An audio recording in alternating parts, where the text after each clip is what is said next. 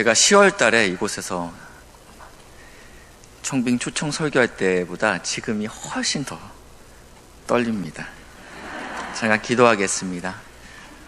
승리의 원인이 내 안에 있지 아니하고 주께서 행하신 일에 있음에 감사합니다. 우리의 어떠함과 우리의 원함이 아닌 하나님의 어떠함과 하나님의 원함이 이곳에서 이루어지기를 간절히 소망합니다. 종은 가려주시고 하나님의 말씀에 진리만이 잘 드러날 수 있도록 인도하여 주시옵소서. 감사하며 예수님의 이름으로 기도했습니다. 아멘. 10년 전에 제가 이제 밴쿠버에서 한국으로 이제 들어오게 됐습니다. 이민 목회를 2년 6개월 하고 이제 한국에 짐을 다 싸고 우리 아이들까지 해서 이제 들어오게 될 때 권사님이 그때 저한테 이렇게 이야기하셨어요. 목사님, 드디어 광야가 끝났네요. 여러분 어떻게 생각하십니까? 정말 그때 이후로 저 인생에서 광야가 끝났다고 생각하십니까? 그렇게 보이십니까? 혹시 여러분들은 어떠십니까? 하나님께서는 우리 삶 가운데, 자녀인 우리 삶 가운데 광야를 허락하십니다. 그리고 오늘 본문에서는 왜 하나님께서 우리 인생 가운데 광야를 허락하시는지에 대해서 함께 찾아보도록 하겠습니다. 먼저 본문 2절인데요. 내 하나님 여호와께서 이 40년 동안 내게 광야의 길을 걷게 하신 것을 기억하라. 이 신명기는 모세의 마지막 책입니다. 모세 오경이라고 해서 우리가 창세기부터 신명기까지인데 이스라엘 백성이 출애굽하고 나서 광야 생활을 40년을 보냈습니다. 네, 이스라엘의 불순종 때문에 보냈죠. 하나님께서 분명히 약속의 땅으로 들어가라고 말씀하셨지만 정탐꾼의 보고를 통해서 그들이 믿지 못했어요. 네, 아낙 자손이 저렇게 거대한데 우리가 그 땅에 들어갈 수 없습니다. 그래서 하나님께서 이 정탐꾼이 하루를 1년으로 쳐서 40년간 광야에서 방황하게 하셨습니다. 그래서 지금은 이제 광야 2세대입니다. 그때 20세 이상 된 모든 사람들은 다 죽고 그때 20세 아래 되었던 사람들, 그러니까 지금 이 신명기를 듣고 있는 청중들은 가장 고령자가 60이 안 된 사람들입니다. 지금 그 사람들에게 모세가 요단강을 바라보면서 마지막으로 죽기 직전에 했던 고별 설교와 같은 느낌입니다. 그래서 40년간 너희가 왜 방황했는지, 이 광야에서 고통을 당했는지 기억하라, 이렇게 말씀하고 있습니다. 이는 너를 낮추시며 너를 시험하사 내 마음이 어떠한지 그의 명령을 지키는지 지키지 않는지 알려하려 하심이다 라고 말씀하고 있습니다. 첫 번째, 하나님께서 이스라엘 백성에게 광야를 허락하신 것은요, 우리의 연약함이라고 말씀드렸습니다. 하나님의 약속의 말씀이 분명히 있음에도 불구하고 불순종하고 믿지 못함으로 그 길을 가지 못했기 때문에 가지 않아도 될 길, 신명기 다른 곳에 보면 10하루길이라고 포함되어 있습니다. 네, 그러니까 사실은 10하루길이면 갈 수 있는 그 거리를 40년간 방황했다라는 거죠. 그러니까 우리 육신의 연약함이 아니고 우리의 믿음 없음, 우리의 불순종이 그 첫 번째 이유였습니다. 두 번째는요, 오늘 성경에 보니까 하나님께서 이스라엘 백성의 광야를 무의미하게 그냥 시간 낭비하기 위해서 보내시지 않았다라고 이야기합니다. 하나님께서는 이 광야를 통해서 어떠한 목적이 있었다라는 것입니다. 지금 겪고 있는 이 어려움들, 시간 낭비 같아 보이고 무의미해 보일 수 있어도 하나님의 자녀들에게는 이것이 의미 있는 줄 믿으시길 바랍니다. 광야는 가장 배움의 이상적인 교실입니다. 이제 대한민국 남성들은 우리 군 입대를 하게 됩니다. 네, 20살에 부모님이 해주시는 밥을 먹고 스스로 돈을 벌어본 적이 없는 평범한 20대들은 그렇죠. 예, 군대에 갔을 때는 그냥 마냥 어리기만 한 아들이지만요, 그 군생활, 특별히 신병 이 훈련소에서 6주간의 과정은요, 사람의 눈빛을 변하게 만듭니다. 거기서 받는 기초 체력과 유격 훈련과 행군을 통해서 점점점 군인이 되어 간답니다. 그래서 6주가 지나면요, 눈에서요 군인이 됐구나, 이런 느낌이 들게끔 만든다라는 것이죠. 광야가 그렇다라는 것입니다. 의지할 것이 없고요, 즐길 것이 아무것도 없기에 오로지 하늘만 바라봅니다. 거기서 농경을 할 수 있는 것도 아니고요, 다른 걸 할 수 없기 때문에 아침에 일어나면 오늘도 만나가 있을 거야, 하늘만 바라볼 수 없죠. 하늘만 바라볼 수밖에 없다라는 것입니다. 그리고 하나님의 말씀에 귀를 기울여야 되고, 그리고 불기둥이, 구름 기둥이 언제 이동할지 모르기 때문에 언제나 이렇게 준비하고 있어야 되는 거예요. 하나님께서 움직이시면 나도 가는 곳이 광야라는 것입니다. 그렇기에 성도에게 이 광야는 영적인 신병 훈련소입니다. 그리고 교관은 하나님이신 것입니다. 네, 아주 탁월한 교관이죠. 우리에게 어떠한 분명한 목적이 있다라는 거예요. 내가 사랑하는 자녀를 예수 그리스도의 형상 닮기까지 내가 인도할 거야. 그렇기 때문에 성도인 우리에게 광야를 허락하신다라는 겁니다. 3절에 보시니까 너를 낮추시며 너를 줄이게 하시고, 여기에서 이제 훈련 과정에 이런 과정이 있다라는 거예요. 너를 낮추신다. 그래서 너가 알지 못하던 것들을 먹게 하신다. 이렇게 낮추시고 줄이게 하시며 먹이신다. 이것이 지금 주어가 누구냐면 우리가 아니에요. 우리 스스로 내가 낮춰줘야지 이렇게 얘기하지 않아요. 내가 줄여야지, 어느 누구도 스스로 그 자리에 가지 않잖아요. 근데 우리의 아버지 되신 하나님께서 우리를 낮추시겠다 말씀하시고 우리를 줄이겠다 말씀하십니다. 이 낮추심은 하나님의 주도성을 갖고 있습니다. 그리고 하나님이 주어일 때 이것은 굉장히 효과적입니다. 시편 119편 71절 말씀인데요. 고난 당한 것이 내게 유익이라, 이로 말미암아 내가 주의 율례를 배우게 되었나이다. 이 고난 당한 것이 같은 단어입니다. 낮추시다 같은 단어예요. 하나님께서 우리 인생 가운데 이 광야를 허락하시는 것이 유익인데, 어떠한 유익이냐? 하나님의 율례를 배울 수 있기 때문에 우리에게 유익이 된다라는 것입니다. 우리가 방금 읽었던 말씀에도요, 사람이 떡으로만 사는 것이 아니고 하나님의 입에서 나오는 모든 말씀으로 사는 것을 배우는 것이 광야의 목적이라고 했습니다. 힘들었어, 다음엔 어떠한 고난도 내가 이길 수 있어, 이걸 배우는 게 아니고, 그렇지, 떡으로 사는 존재가 아니었지, 나는 말씀으로 사는 존재야, 이것을 배우는 게 광야라는 것입니다. 근데 고생은 고생대로 했지만 전혀 여기에 대한 깨달음이 없을 때는요, 굉장히 슬픈 거예요. 이 광야가 계속 길어지겠죠. 하나님의 백성이라면, 하나님의 자녀라면 이 과정을 반드시 수료해야 된다는 것입니다. 성경에서는 여기서 오늘 보니까 떡으로만 사는 것이 아니에요. 그러니까 떡이 필요 없다라는 거예요? 아니요, 떡도 필요하다는 거예요. 그렇죠? 떡은 필요하지만 그것보다 본질적으로 더 중요한 게 성도에게 있다라는 것을 강조하고 있습니다. 성경에서는 떡에 대해서, 육신의 양식에 대해서 이사야 55장 2절에는 이렇게 표현하고 있어요. 2절 말씀인데, 너희가 어찌하여 양식이 아닌 것을 위하여 은을 달아주며 배부르게 하지 못할 것을 위하여 수고하느냐. 내게 듣고 들을지어다. 그리하면 너희가 좋은 것을 먹을 것이며 너희 자신들이 기름진 것으로 즐거움을 얻으리라. 이렇게 얘기하고 있어요. 그러니까 떡에 대해서 뭐라고 표현하고 있냐면, 야, 양식이 아닌 거야 그거. 양식 맞는데요? 근데 참 양식이 아니라는 거죠. 그리고 그거 배부르게 하지 못할 거야. 우리가 아침을 먹고 왔지만 지금 배고프잖아요. 그렇죠? 네, 그러니까 이게 우리를 영원케 배부르게 하지 못할 거라는 이야기를 하고 있습니다. 요한복음 6장에는요, 이 양식에 대해서 더 심하게 얘기하고 있어요. 썩을 양식이라고 표현하고 있어요. 목사님이 교회 생활만 해서 그러는데 현실에서는 다릅니다. 현실에서는 떡이 굉장히 중요합니다. 썩지 않아요.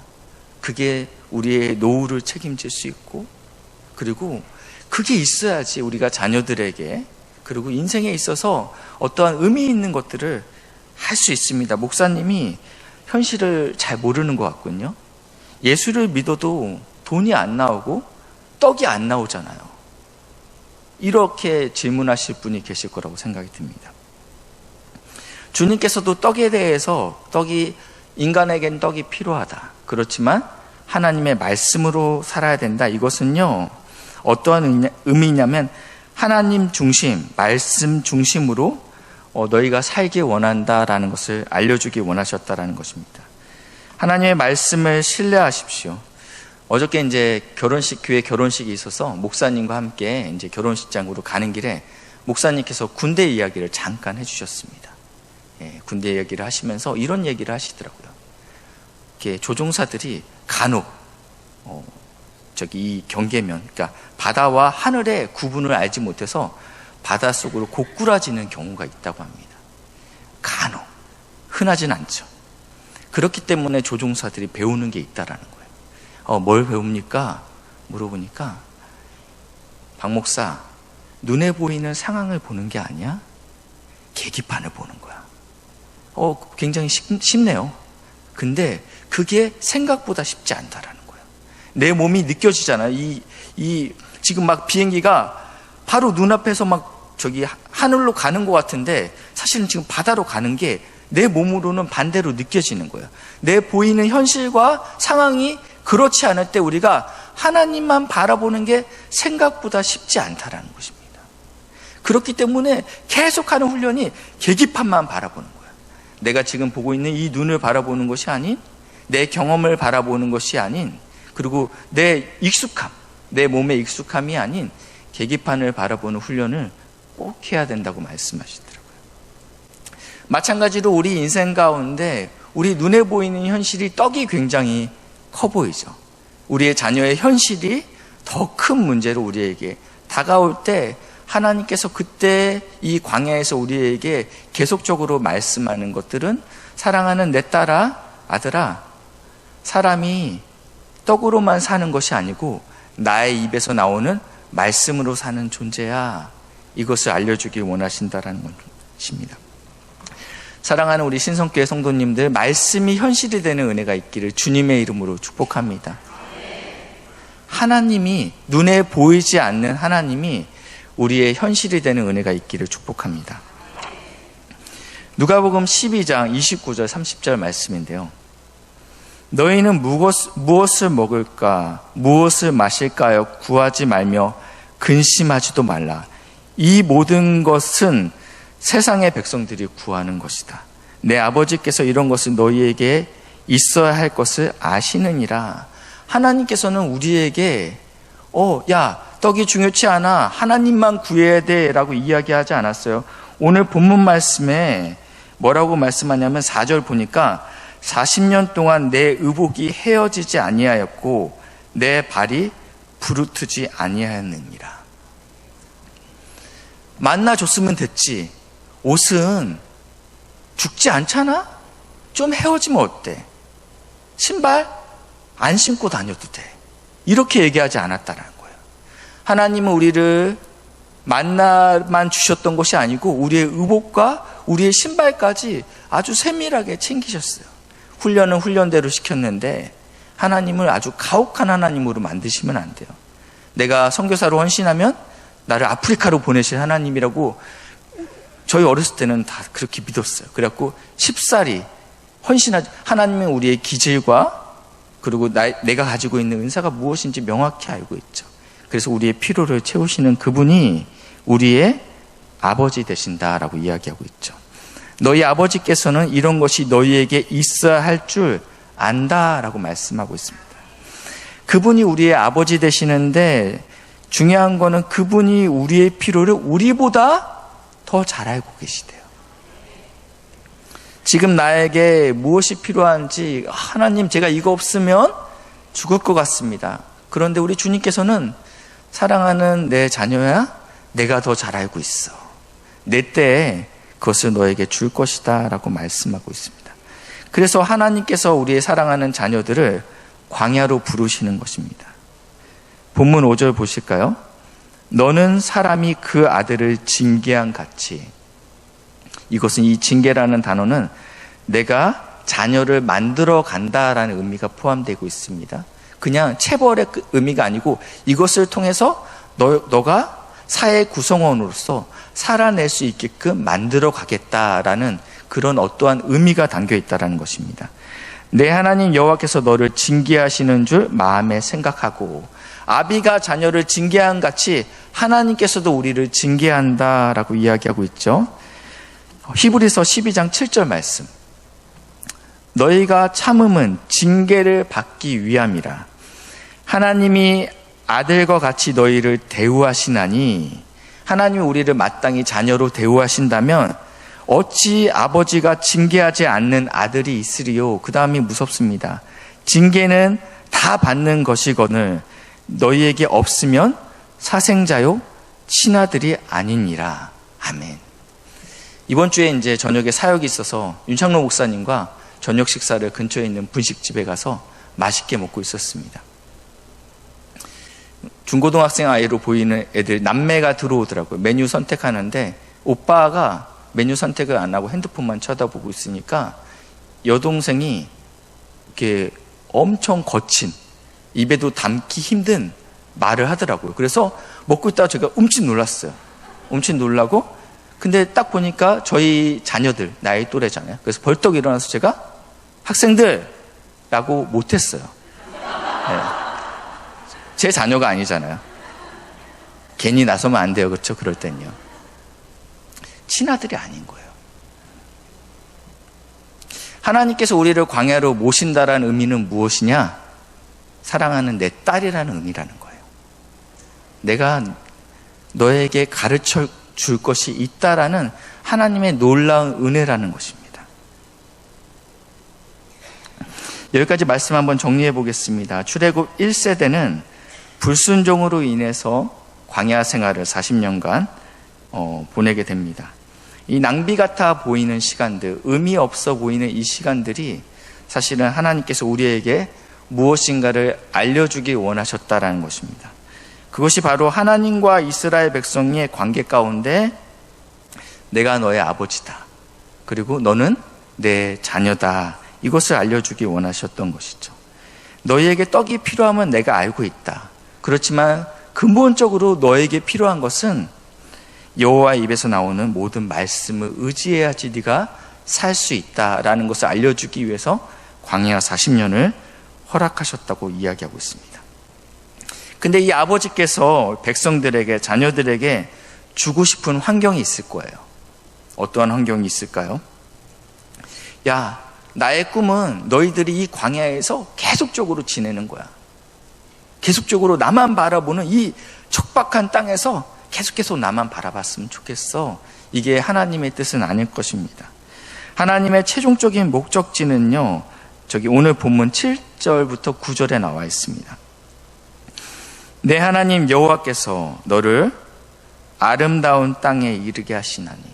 하나님의 목적지가 지금 이 사랑하는 자녀들을 여기에 인도하시겠다라는 것입니다. 그리고 그 땅에서 어떠한 풍성함들이 있는지 자세히 설명하고 있습니다. 9절 한번 보겠습니다. 내가 먹을 것이 모자람이 없고 내게 아무 부족함이 없는 땅이며 그 땅에 돌은 철이고 산에서 동을 캘 것이다. 여기 보니까 내게 아무 부족함이 없는 땅이다 라고 말씀하고 있습니다. 이 본문이요, 이 동사가요, 우리가 잘 알고 있는 본문에서도 쓰였습니다. 어디서 쓰였을까요? 시편 23편 1절 말씀. 여호와는 나의 목자시니 내게 부족함이 없으리로다. 하나님께서 우리의 목자 되신대요. 그럼 우리는 뭐겠어요? 양입니다. 네. 나도 목자가 되려고 하면 인생이 피곤해지는 거예요. 하나님께서 우리의 창조주 되십니다. 그럼 우리는 뭐가 될까요? 피조물이 되죠. 하나님이 우리의 구원자 되십니다. 그러면 우리는 죄인이죠. 구원받아야 될 죄인이 됩니다. 하나님께서 우리의 의사가 되십니다. 그럼 우리는 뭐가 돼야죠? 환자가 돼요. 하나님 저 건강해요. 이러면 하나님 필요 없어지는 거예요. 하나님 저 양이에요. 이 고백을 하셔야 되는데, 양 자체로만 본다면 많이 들으셨겠지만 시력이 좋지 않습니다. 그리고 보통 동물들, 이렇게 육식동물 말고 초식동물은 등껍질이 있다든지 아니면 보호색으로 자신을 변장한다든지, 안 그러면 빠른 다리가 있어서 육식동물로부터 도망갈 수 있어요. 근데 양은 이러한 모든 것이 없어요. 자신을 공격하거나 방어할 수 있는 존재 자체가 양이 아니라는 거예요. 그러니까 양만 보면 늘 부족한데, 오늘 성경에서 보니까 양에게 부족함이 없는 방법이 있는데 하나님이 목자임을 인정해야 된다는 것입니다. 근데 그 목자가 우리를 푸른 초장으로만 인도해요? 실만한 물가로만 인도해요? 사망의 음침한 골짜기로도 우리를 몰고 가신다라는 거예요. 사망의 음침한 골짜기로 다닐지라도 그때 주의 지팡이와 막대기가 나를 인도하십니다. 양이 살 수 있는 유일한 방법이 있습니다. 목자의 음성을 듣는 게 유일한 방법이죠. 네. 양이 목자의 음성을 듣지 아니하고 다른 음성을 듣게 되면 어떻게 되겠어요? 네. 광야에서 길을 잃어서 들짐승에게 잡혀 먹죠. 마찬가지로 양인 우리 성도도 떡으로만 사는 존재가 아니라고 말씀드렸습니다. 성도인 우리는 하나님의 입에서 나오는 말씀으로 살아가는 존재다라고 오늘도 말씀하십니다. 이 말씀을 기억하시는 우리 복된 사랑하는 신성교회 성도님들 되시길 주님의 이름으로 축복합니다. 기도하시겠습니다. 우리의 목자 되신 주님을 찬양합니다. 우리는 여전히 부족하지만 주님이 우리 목자 되시면 주님께서 우리를 채우시고 입히시고 또 공급하시는 주임을 고백합니다. 인생이 어렵지만 그때마다 우리가 주의 입을 보게 하시고 주의 말씀을 들을 수 있는 복된 마음을 허락하여 주시옵소서. 감사드리며 예수님의 이름으로 기도했습니다. 아멘.